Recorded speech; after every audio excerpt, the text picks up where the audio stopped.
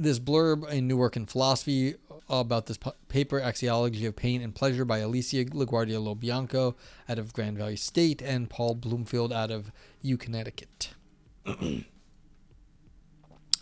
Think of the last time you got a paper cut. And I have a little cut on my finger. Not a paper cut, but it's very similar to it. Undoubtedly, you felt a sting of pain, and perhaps some marvel at how thin a thin sheet of paper can cause so much discomfort. That the paper cut hurt, that it was unpleasant, is undisputed. But was that pain bad? Think, too, of the more significant pains you felt, the physical aches of old injuries, the despair of grief. Again, these are painful experiences, but do those pains themselves have further moral value? Do the facts about what pain is yield the conclusion that pain is bad, intrinsically so? All right, so here's a question. So this is the whole thing, like, is suffering inherently bad, and does pain mean suffering?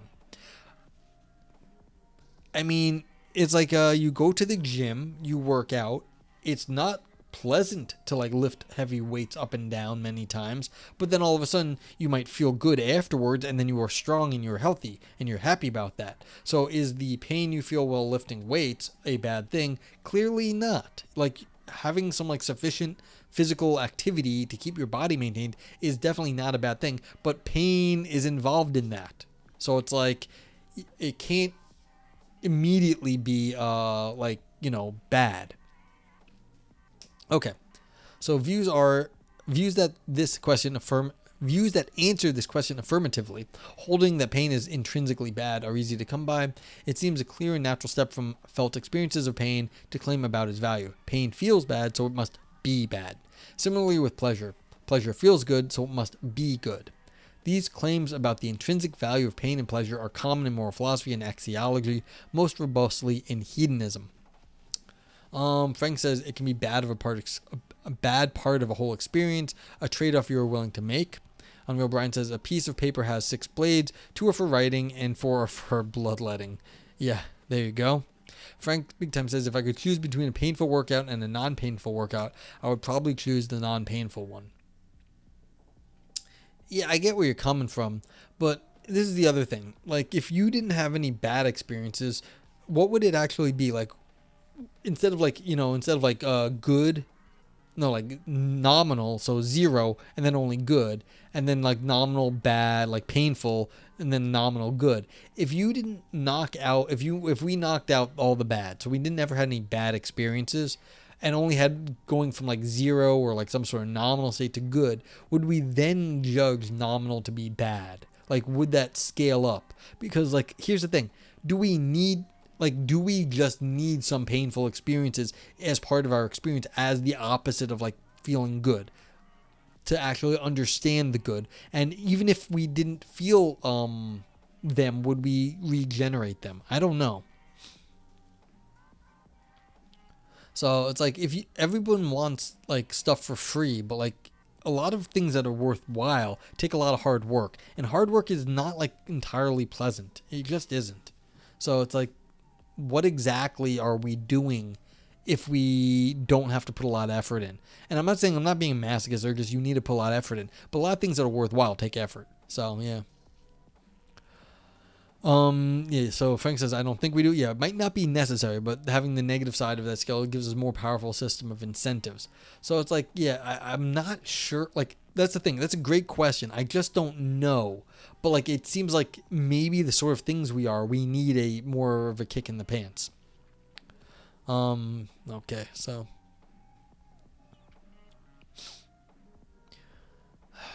But yeah, it's like, it seems that like pain might not be inherently bad because it's part of our experience, and a lot of the things we have to do that may not be entirely pleasant are for good ends. And you're saying, well, maybe it doesn't need to be painful then. I'm saying, well, does that even make sense that it says, well, then why would we, if we had some other way of doing them, would it be the same thing? Would it be a human experience? It might not be the same sort of human life without the kinds of pain we have. Yeah. Okay. Authors say, when these views encounter apparent counterexamples in which pain seems good, the pain of the paper cut motivates you to be more attentive.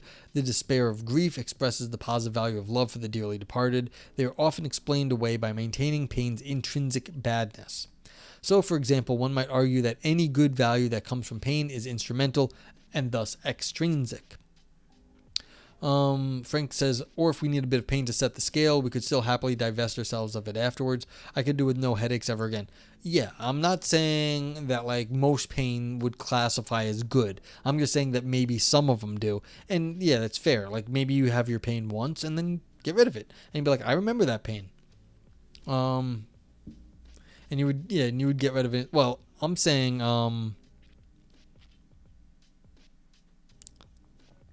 these are not the pains like that you're talking about, like unnecessary pains like headaches. No one wants headaches, and they're not useful for anything. I was saying like maybe like the hard work you have to put in to like get good at being a bodybuilder is like take a Arnold Schwarzenegger, for example. He had to put a lot of work into like his body to look good, and he had to overcome the pain to be like be Mr. Olympia or whatever he was, however many times. But like that was part of the thing. It was like he did something very hard, and that was a competition to show like how like focused and driven, how disciplined he was at working out, and that involved pain. But like the pain was part of like the whole point was that he was doing something very difficult. That's not a headache. No one wants headaches, but he wanted to work out. It wasn't like you're gaining something from your headaches. He was gaining a physique that could win him Mr. Olympia and like launch a career into movies. So yeah.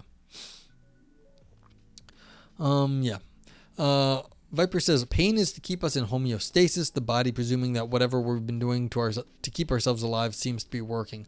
Yeah, I mean as a reminder, but like that would be just a bad thing. Couldn't we do that better, I guess? Maybe. But yeah, I mean that Viper's like that seems to be the point. Most of the time it says when you're in pain something's gone wrong and you gotta fix it. And fix it now. Unreal Brian says, me experiencing pain to body. I see you are telling me something is wrong. Could you please be more specific? Yeah. So that's the thing. Like, well, that's what I was saying before. On my pain scale is I have normal pain, unnormal pain, and death. That's it. I only have a 3 thing. Normal pain is like, that's just normal. It's like, all right, I've got pain. That's not a big deal. It means I'm awake. That's all it means. Unnormal pain, yeah, I've been injured before. And then death is like, well, that's a story into itself. But okay. Okay, so perhaps pain is valuable as a means to some good, but only instrumentally so, is what Frank was saying. It is still it's still intrinsically bad, and so like you get rid of it, and then maybe like you can dismiss it once you get that good thing. So like it should be dismissed once it's there. You use it for what it was used, and then get rid of the pain no more. Or perhaps pain can be accompanied by some other kind of good value, but nevertheless it retains its intrinsic disvalue. Similar moves are used in the face of purported counterexamples to the theoretically perverse to theoretically preserve the intrinsic value of pleasure. But an alternative proposal has received far less attention. What if these cases of good pains and bad pleasures should not be explained away, but instead taken at face value? That is, what if we deny pain's intrinsic badness and pleasure's intrinsic goodness? This proposal is motivated by the intuition that the pains involved in cases of the devastating grief over a loved one, or appropriate despair at injustice, or even the fearful experiences of scary movies are in no way intrinsically bad, however unpleasant they may be. Let me actually zoom in so you have a bit better view. This is not to deny that these pains hurt, nor that pains are often, perhaps usually bad, but just to deny pain's intrinsic badness. Okay. What was this? Where was this appropriate despair? This is very stoic-y. There is no such thing as appropriate despair at injustice. I don't want to sign in. I just want to highlight appropriate despair because I don't know what that actually means. But I mean, the idea that there is some despair that is like correct at injustice. So devastating grief over a loved one, or I don't want to substack that, but like the that there is some good despair at injustice. I don't want to. Okay. So this is the idea, is that these are part of, this is what I was saying. Certain pains are part of the human experience. And so it is a good thing, not necessarily a good thing, but it is not a bad thing that we feel grief over a loved one or despair at injustice. You know? It's like, this is what it's to be human. Like, we feel these things. And it's not intrinsically bad, because that would mean our experiences as human were intrinsically bad. No, that's just how we are. We experience bad things sometimes. Okay, so that's what I was saying about. They make something similar. That they're just saying that, not all pleasures are inherently good, and not all pains are intrinsically bad. And the authors say, this is the argument we make in our recent paper, The Axiology of Pain and Pleasure. We motivate an error theory of the value of pain and pleasure, according to which arguments for pain's intrinsic disvalue and pleasure's intrinsic value rest on a mistake. This mistake arises from the commonplace association between what is painful and what is bad. Typically, pain arises due to something bad, an injury, and injustice. Routine exposure to such pairings leads the association between felt experiences of pain or pleasure, and their respective moral values. But like Hume's argument that perceived connection between events leads us mistakenly to attribute necessary connection between them, we contend that the usual connection between badness and pain yields a similar mistake, the conclusion that pain is intrinsically bad. Viper says, you can't have both the dick in the ass and the soul in heaven. Bulgarian proverb. Oh, what was that in reference to? I saw that. That was like, you can't have your cake and eat it too. So you can't have... I know, that's amazing. I saw that on like Reddit or something. That's like, it's a great, great proverb. You can't have both the dick in the ass and the soul in heaven. So yeah, like this sort of puritanical, like you can't have like whatever deviant sexes and still go to heaven. I mean, it's like, yeah, pleasure does not yield inherent goodness. And so like the Catholic Church or whatever that is, going to heaven saying, hey, certain pleasures are sinful. So maybe these people are just religious prudes. You might not have thought that at the get-go, but like that actually might be that these authors are religious prudish people and saying, oh no, your pleasure is sinful. That this could actually be one of these weird old arguments that we thankfully thought we had gotten rid of. But you know what? Maybe it's come back around. And who knew? Exactly. It's very prescient, I guess is the word, Vipers. Okay. Instead, we should recognize that though painful is always painful and certainly can be bad, this badness is always only instrumental and thus extrinsic rather than being intrinsic, and we think the same is true, mutatis mutandis, for pleasure and its value. Frank Big Time says, or is this entire system of philosophy that pain is worthwhile or useful is based on coping with a world we don't have enough control over yet? Could be, but that would have a very specific understanding of like that we should be a normative metaphysics that we should be controlling our world. I don't know if that like we are in the position to have that level of control over the world. So it's like, again, that would be a very strong theory that would say, well, we have to be in a certain relation to the rest of the world, and the pain is telling us that we're not there. So yeah, I don't know. Yeah, that's a good thought though. Question. I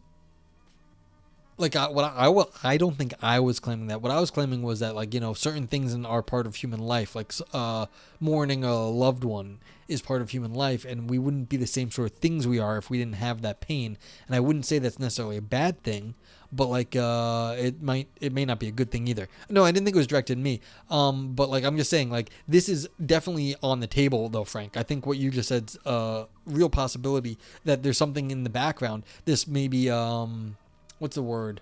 Teleological, that we should be in a certain relationship with the world. This is the religious view.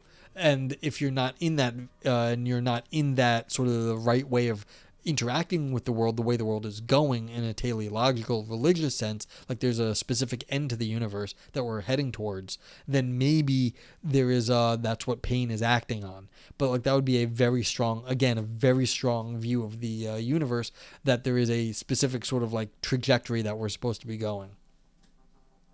Okay.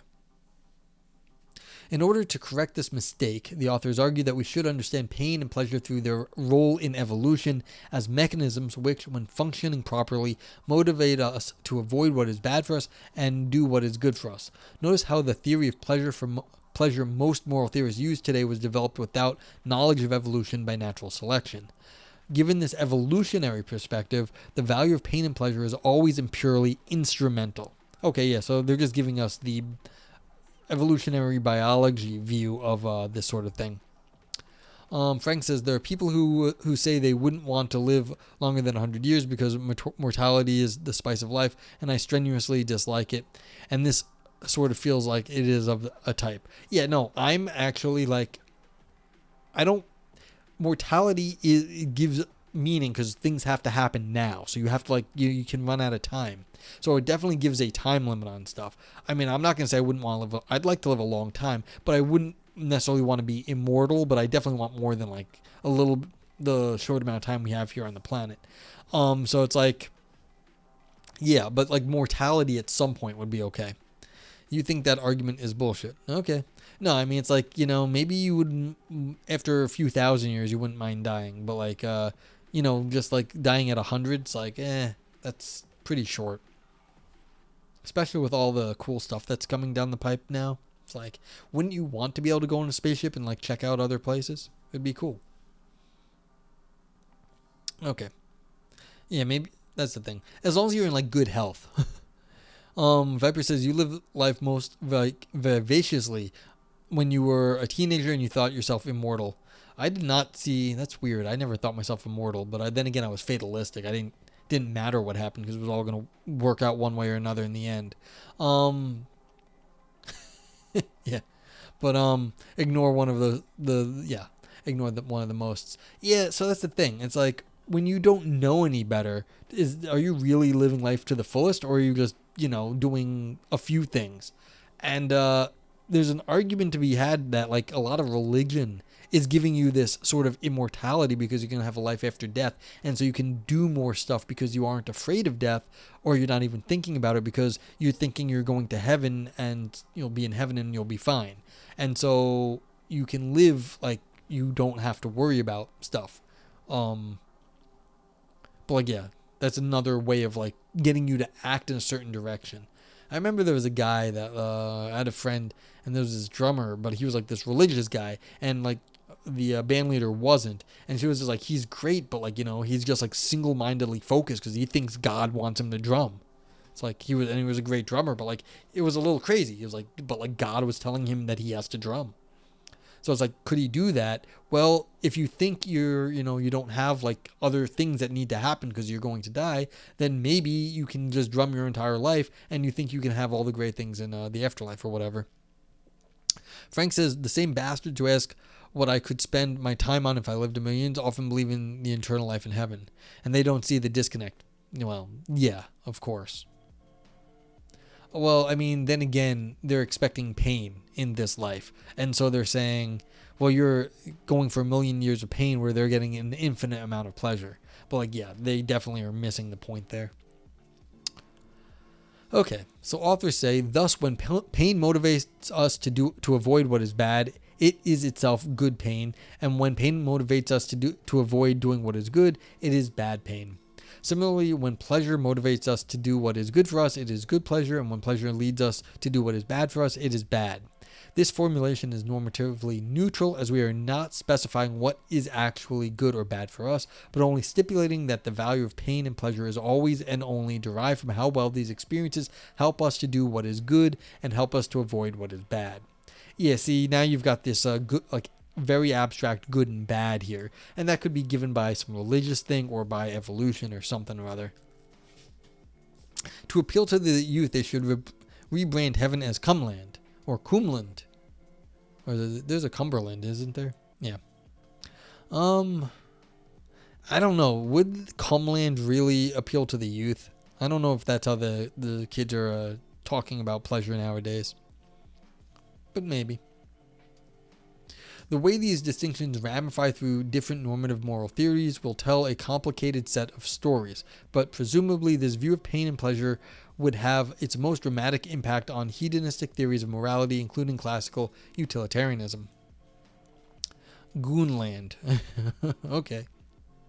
Thus, we might say that good pleasures and good pains are the ones that help maximize well-being, while bad pleasures and bad pains are harmful to well-being.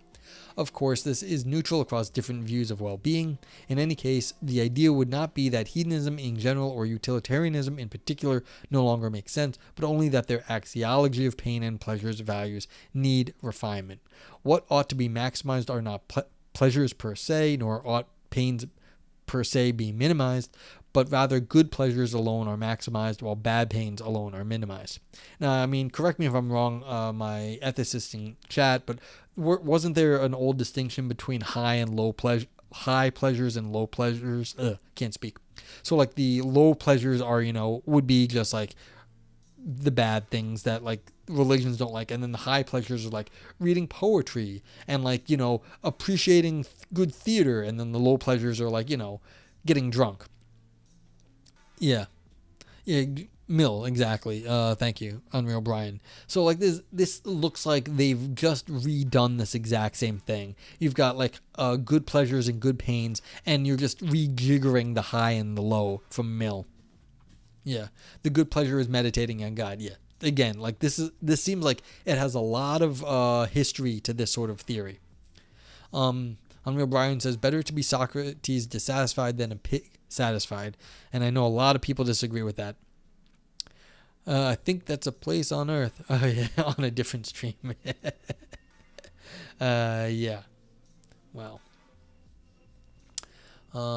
What's that song? Heaven is a place on Earth. Yeah, I can't sing. Okay.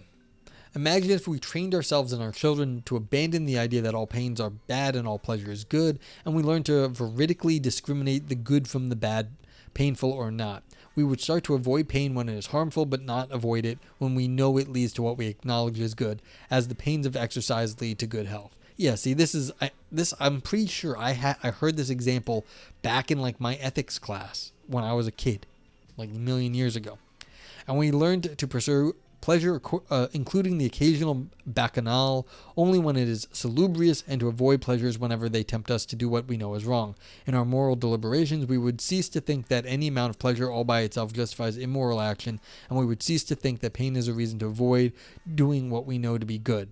And what a wonderful world it would be. If ignorance is bliss, 'tis folly to be wise. Yeah. I mean, I don't know. What's it get you? A lot of times, it's better just to be happy. I mean, a lot of smart people are unhappy. So sometimes, might have a better life just not worrying about stuff so much. Happens. Okay, this was cutesy. Thank you, Valpo, for suggesting it. This is a, nice little thing.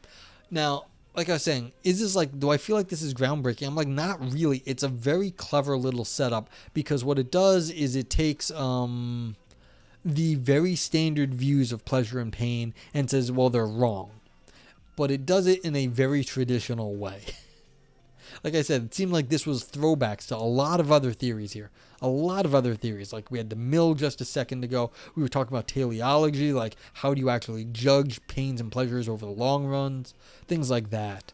And if you separate out like the physical pain and the physical pleasure from the outcomes, like are they intrinsically bad? Maybe not. And so we have to just have like lower and higher pains and pleasures, just like we had lower and higher pleasures, because we had lower and higher pleasures. Now we need lower and higher pains and pleasures. So it goes both ways, and you can mix and match. You could have like a high pain and a low pleasure, and that the high pain would be a pain that was good because it was something that was helpful in evolutionary terms to let us understand that what we're doing is bad, and we need to stop that. So that's what, according to them. See, I had a much more existential spin on it, where you could have a high pain where a pain is good, and that would mean this is something that is like fundamental to being human, and it's authentically human, and we would, that's like if we didn't have that, we would be somehow losing some fundamental thing about ourselves. A strange pleasure or charmed pain. Yeah, see, that's a nice way to put it. Unreal Brian, have a great night. Thank you for being here. If you want to get the review in, let's get a little review done quick, and you can throw the emotes in. This was I'm gonna give this a brain dance. It says fun ideas. It's not like a particularly, like I said, they had some fun ideas. It seems like a little bit of like analytic rejiggering. Now, does this? It didn't make any big claims. Was it navel gazing only for academics? I guess not. I mean, a little bit, because they're basically just screwing around with academic definitions of pain and pleasure. Nothing, no deep ancient mysteries here. Nothing existential or artistic. Maybe my spin was existential. That's not what they said. They were coming at this from the evolutionary perspective, and the knife, slicey and dicey, or is it all style, no substance? Still poop underneath. So I'm gonna give it a brain dance. We'll give it one of these.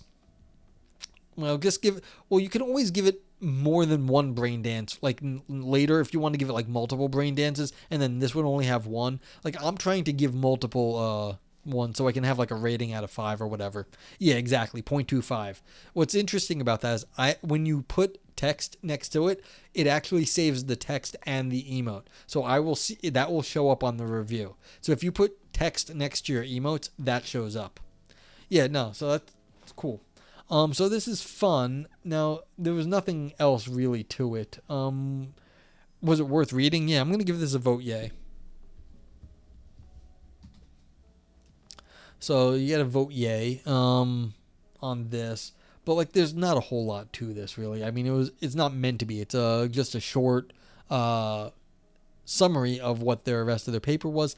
I'd have to see their arguments. I bet this is like high analytics stuff where they're doing a lot of like cutesy little arguments.